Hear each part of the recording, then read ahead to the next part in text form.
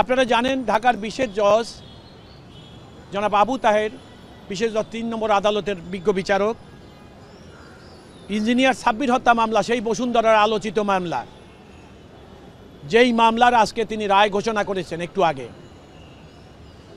রায়ে তিনি বলেছেন এই মামলা কি একটি হোপলেস মামলা এবং অন্যায়ভাবে এই মামলাটি ইনিশিয়েট করা হয়েছিল, মামলা তৈরি করা হয়েছিল। অর্থাৎ যখন এই মামলাটা তৈরি করা হয়েছিল তখনকার সময়ে কারো ইচ্ছা অভিলাষ, অন্যায় ইচ্ছা অভিলাষ পূরণের জন্য এই মামলা উৎপত্তি হয়েছিল। বিজ্ঞ আদালত বিচারিক তার আদেশে বলেছে, রায়ের আদেশে, যে hopelessly the prosecution is fail to prove the case.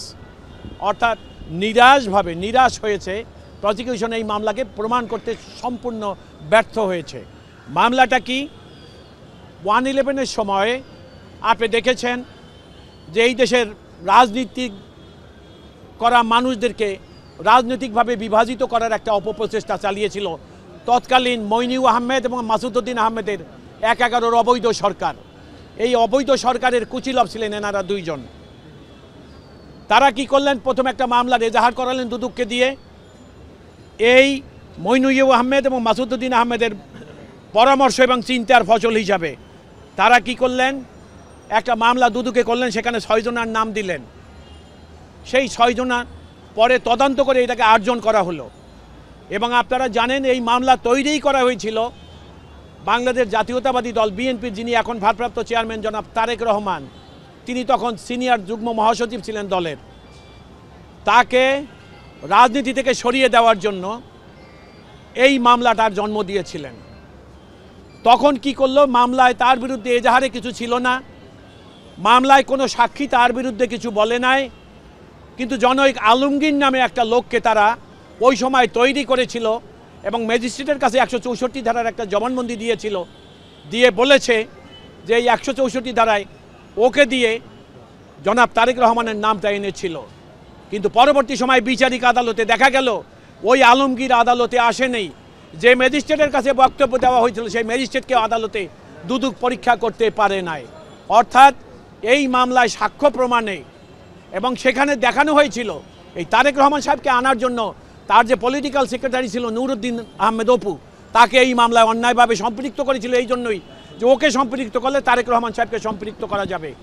আমার এই বক্তব্যগুলো ছিল প্রসিকিউশনের এবং তারা আদালতে 15 জন সাক্ষী দিয়েছে। তারা কেউই জনাব তারেক রহমান সম্পর্কে একটা শব্দ বলে নাই এবং যেই কথা এজাহার এবং চার্জশিটে মামলার আইও বাদী এবং তদন্তকারী কর্মকর্তা উল্লেখ করেছিলেন, আজকের রায়ের মাধ্যমে এটা প্রমাণিত হলো যে এই মামলাটা ভুয়া মামলা ছিল। বিজ্ঞ আদালতও রায় তাই সেই কথাই বললেন। আমি রায় বলছি 1 মিনিট, তবে তার আগে আমি আল্লাহর কাছে শুকরিয়া আদায় করি। জি, আমি আল্লাহর কাছে শুকরিয়া আদায় করি যে জনাব তারেক রহমান এই মামলা থেকে, যেই ষড়যন্ত্র করে তাকে মামলা জোর করে তার ইচ্ছার বিরুদ্ধে দেশ থেকে বার করে দিয়েছিলেন, তিনি সেই মামলা থেকে আজকে তিনি মুক্তি পেলেন। ওনাকে খালাস দেওয়া হয়েছে, বেকসুর খালাস। জি, যারা যে 8 জন আসামি, জনাব বাবর তাকেও খালাস দিয়েছে, জনাব নুরুদ্দিন আহমেদ অপু তাকে খালাস দিয়েছে এবং অন্যান্য আইনজীবী অন্য আসামি যারা ছিলেন তারা। এটা ওই হত্যা মামলাকে কেন্দ্র করে ঘুষ লেনদেনের মামলা ছিল। এটা জনাব তারেক রহমানকে অন্যায়ভাবে ওই 1/11 সরকার ফাঁসানোর জন্যই এই মামলায় যেভাবে আমি বর্ণনা করলাম সেইভাবে তৈরি করেছিল। তো আজকের অর্থাৎ রায়টা হলো এই, আমি আপনাকে বলছি বিজ্ঞ আদালত তার রায় এইভাবে আদেশ দিয়েছেন। বিজ্ঞ আদালত বলেছেন যে তার আদালতে দুদক 15 জন সাক্ষী উপস্থাপন করেছেন।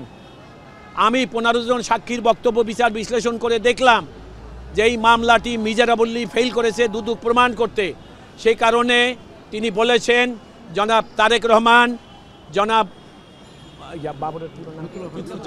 লুৎফুজ্জামান বাবর, জনাব মিয়া নুরুদ্দিন অপু সহ অন্যান্য সকল আসামিরা এই মামলায় দুদক প্রমাণ করতে ব্যর্থ হওয়ায় তাদেরকে সবাইকে বেকসুরভাবে এই মামলা থেকে খালাস প্রদান করা হইল।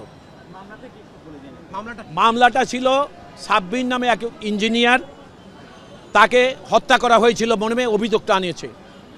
ওই হত্যা মামলায় তাকে আসামি করেছিল 1/11। আপনি জানেন আমি এই কথাটা না বলে পারছি না। 111-এর সময় এই আকবর সোবহান এবং 111 অর্থাৎ বসুন্ধরার যারা, তাদেরকে 111-এর যারা কুচিলভ ছিল, অন্যায়ভাবে মামলায় ঢুকিয়ে তাদের কাছ থেকে প্লট থেকে নেওয়া টাকা পয়সা অবৈধভাবে হাতিয়ে নেওয়ার নানা রকম ব্যবসা করেছিল। সেই কারণে এই মামলাটার জন্ম হয়েছিল। পরবর্তী সময় বাবর সাহেবকে দাবার গুটি হিসাবে ব্যবহার করেছিলেন, যে তিনি ওদেরকে খালাস দেওয়ার জন্য এইখান থেকে একটা অর্থ লেনদেনের ব্যাপার হয়েছিল, অথচ এই কথাটা আদালতে এসে কেউই প্রমাণ করতে পারেনি। সুতরাং সকল আসামি এই মামলায় বেকসুর হওয়ায় বিজ্ঞ আদালত তাদেরকে খালাসের আদেশ প্রদান করেছেন।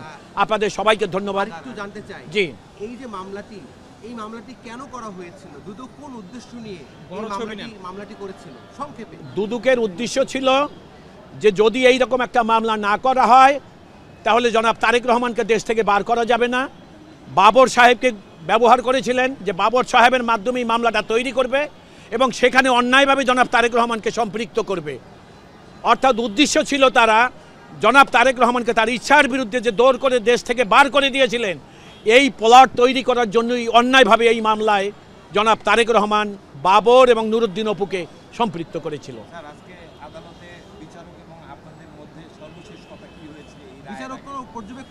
বিচারক তার রায়ে পর্যবেক্ষণ আছে, আদেশের পর্যবেক্ষণ হলেই যে hopelessly the prosecution Dudok has miserably fail to prove the case.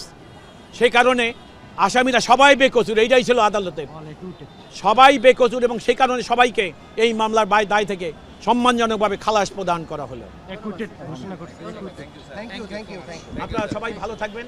Thank you so much. আছেন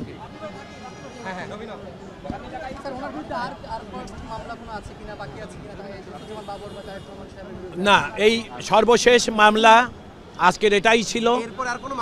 বিচারিক আদালতে আর কোনো মামলা নেই, আর কোনো মামলা বিচারিক আদালতের আর কোনো মামলা মানে বিচারের অপেক্ষায় আর কোনো মামলা নেই। প্রিয় সাংবাদিক ভাইয়েরা, আপনারা জানেন একটা বিষয় আপনাদেরকে না জানিয়ে পারছি না। জনাব তারেক রহমানের বিরুদ্ধে 111 সরকার এবং পরবর্তী আওয়ামী লীগ সরকার, পরবর্তী অর্থাৎ 111 সরকার, 111-এর অবৈধ সরকার এবং আওয়ামী লীগের অবৈধ সরকার বারবার তারেক রহমানকে দেশ থেকে তাড়িয়ে দেওয়ার জন্যে এবং দেশে যাতে ঢুকতে না পারে সে কারণে যে সকল রাজনৈতিক মামলা দিয়ে তাকে এই দীর্ঘ 17 বছর হয়রানি করা হয়েছিল, আজকের এই মামলার বিচারের মাধ্যমে ওই সকল মিথ্যা মামলার প্রহসনের বিচার আজকে এই রায়ের মাধ্যমে সমাপ্ত হলো। তার মানে বিচারিক আদালতে তারেক রহমানের নামে আর কোনো বিচারিক আদালতে আর কোনো মামলা নেই। ওটা খালাস হয়ে গেছে। জি।